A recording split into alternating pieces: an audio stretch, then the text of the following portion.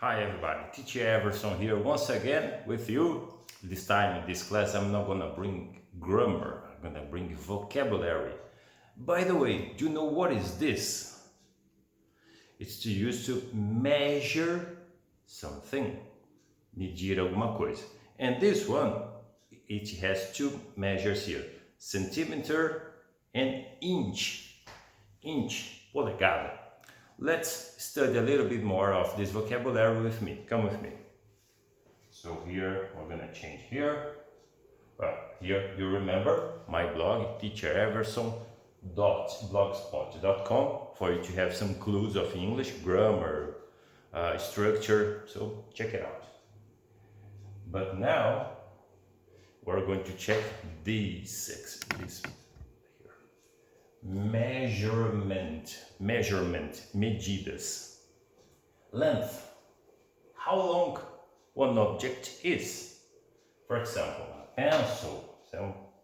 And then I have here one pencil that I can measure. In my example here, it has more than 15 centimeters long, 16 centimeters, more or less, this pencil. Centimeters we use here in Brazil.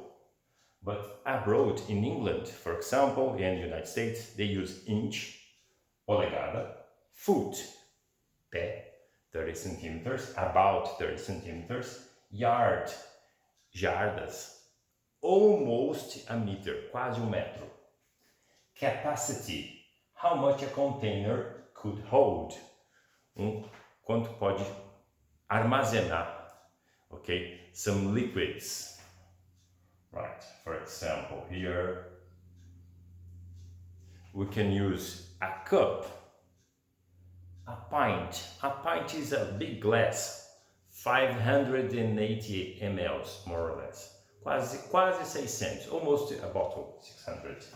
A quart, a gallon, and here we have the pictures.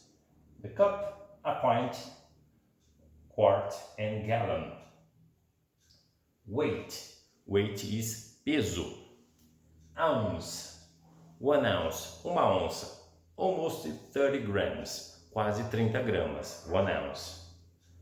Pound, 1 pound is almost half kilo, quase meio kilo, 400 and something, 80 something.